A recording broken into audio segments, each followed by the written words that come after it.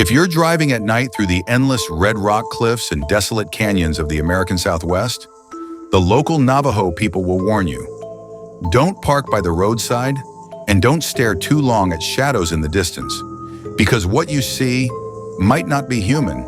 It's a being known as a skinwalker. They're said to take the form of animals, usually coyotes, owls, or foxes. But that's not all. They move through the night and can mimic human voices, luring anyone nearby closer.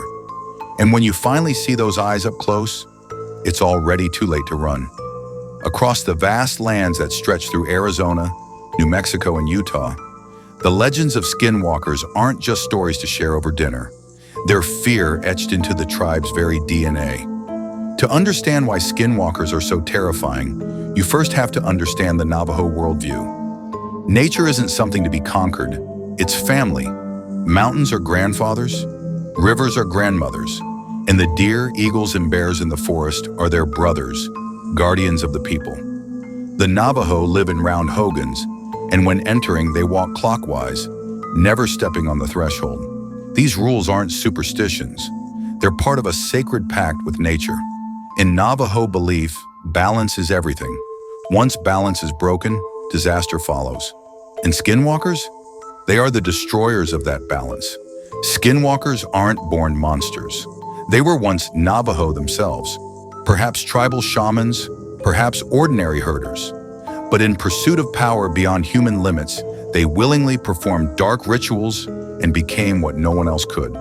At the heart of these rituals is sacrifice, but not of animals. The sacrifice is the closest people in your life, your children, your parents, even your partner. Tribal elders have quietly told anthropologists that these rituals usually take place in remote caves under the full moon. After a participant sacrifices a loved one, elder skinwalkers draw strange symbols on the ground with animal bones and chant forbidden spells. These incantations aren't in English, not even in Navajo. They sound like an ancient language not of this world. The participant then drinks a mixture of wolf blood, powdered eagle feathers, and the nails of their sacrificed loved one, while burning the person's belongings in the fire. When the flames turn green, a part of the participant's soul is consumed by dark spirits. Only then is the ritual complete.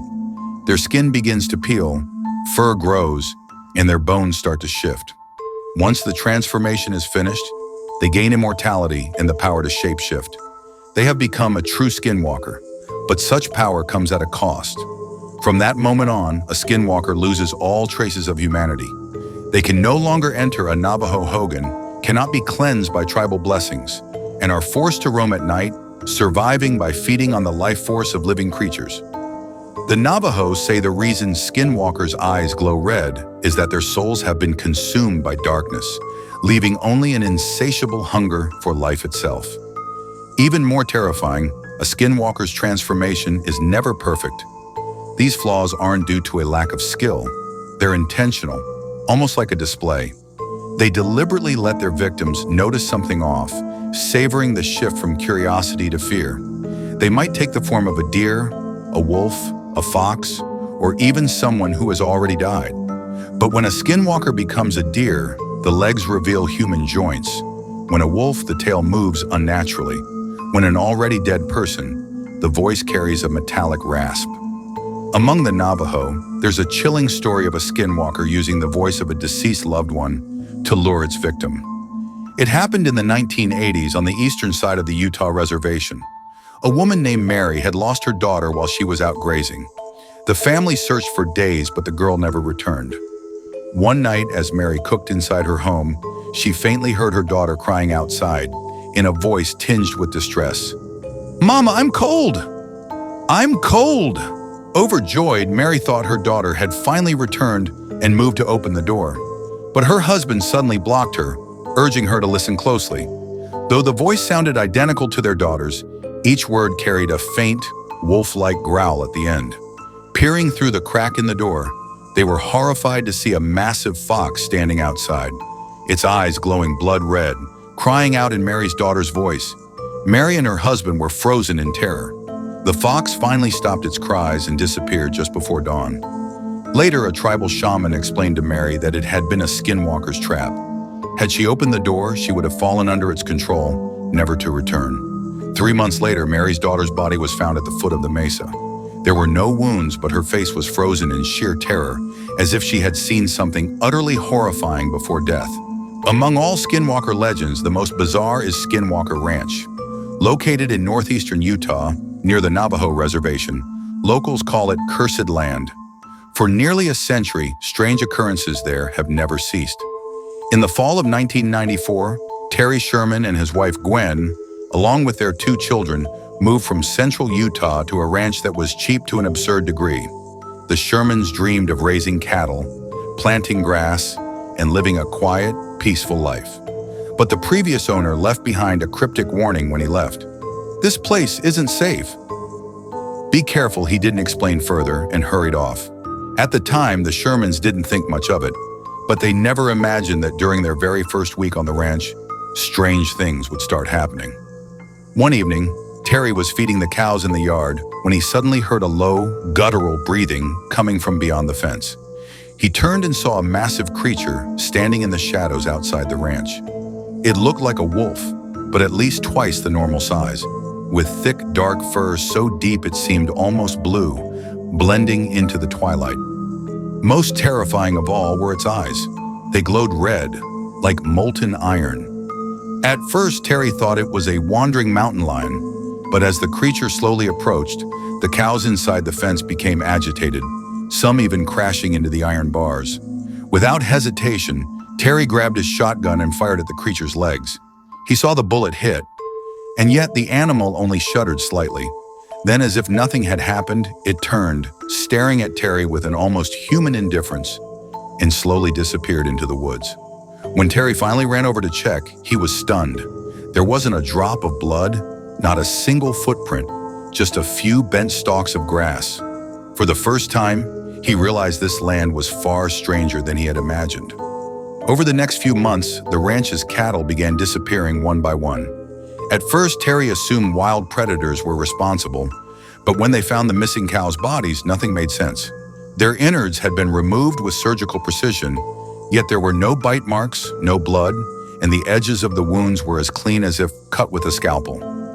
Even stranger, the bodies, over a dozen in total, were placed in the middle of the field, all facing the mesa to the west, as if in some kind of eerie worship. And at night, things only got worse. The Sherman's son, Tyler, often cried out in the middle of the night, saying, "There's a shadow in my room." At first, Terry assumed it was just a nightmare, but one night he saw it for himself. The dogs outside suddenly went berserk, barking uncontrollably. Terry grabbed a flashlight and rushed into Tyler's room. What he saw froze him in place. A dark shadow over 2 meters tall, covered in deep-colored fur, standing at the foot of his son's bed with its back to him. Terry shouted, and the shadow seemed startled, spinning around. That's when he saw its face, featureless, just a swirling mass of black, like living ink. When Terry raised his gun to fire, the shadow passed through the wall and vanished, leaving no trace. The only thing left in the room was Tyler's screaming. The experience terrified Gwen. She tried lighting candles and praying to God, hoping to call on divine power to drive away the evil that was haunting their family. But it was all in vain. At night, they could still hear faint voices in the distance, whispering like people in the wind or crying like animals. It wasn't until one day that Terry Sherman spoke with an elder from the nearby Navajo tribe that he learned the truth. Long ago, this ranch had been a site for forbidden skinwalker rituals.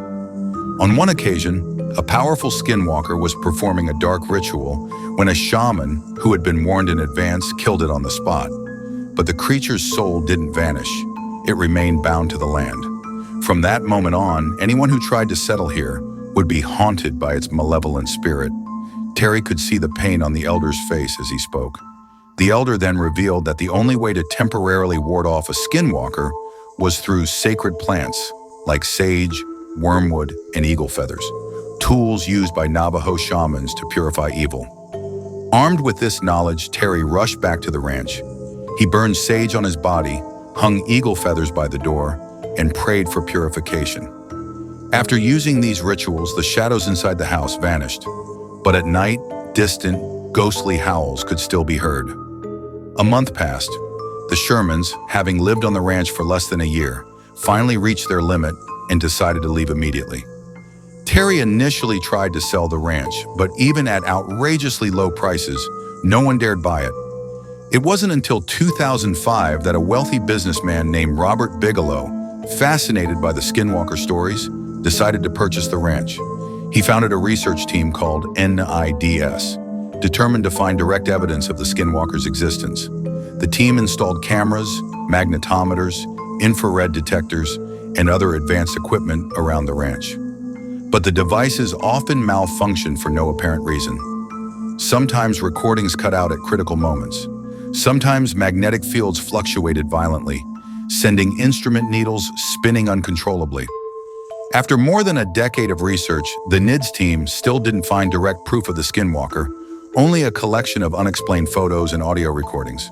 So if you ever find yourself on the Navajo reservation and see a deer with blood-red eyes or hear strange crying in the distance, remember the elders' warning: don't stop, don't look back, and don't speak. Run. Keep running until you see the lights of a Hogan. It's the only place you'll be safe.